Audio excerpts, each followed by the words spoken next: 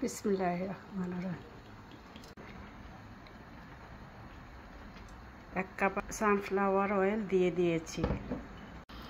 এখন আমি দিয়ে দিব পেঁয়াজ কুচানো 2 কাপের মতো, 2-2.5 কাপের মতো পেঁয়াজ কুচি দিয়ে দিব।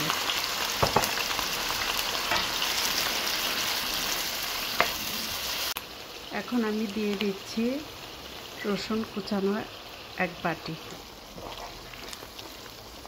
এখন আমি দিয়ে দিব আগে থেকে ধুয়ে রাখা চাপা শুটকি।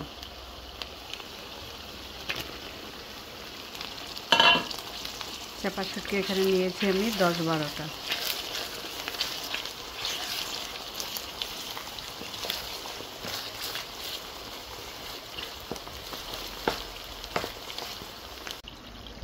এখন আমি দিয়ে দিব শুকনো মরিচ বাটা।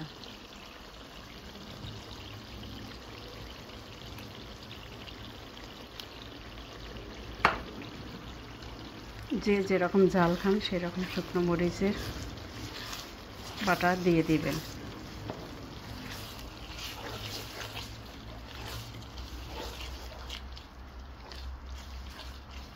এখন আমি দিয়ে দেব আগে থেকে কাঁঠাল বিচি পরিষ্কার করে নিয়েছিলাম।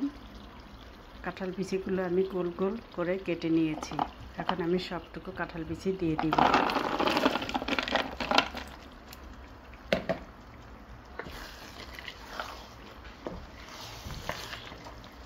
এখানে কোনো পানি ব্যবহার করব না।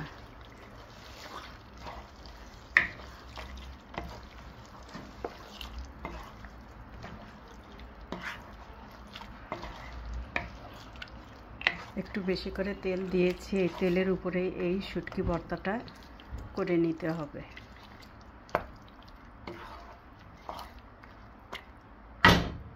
এখন আমি দিয়ে দেব স্বাদ মতো লবণ।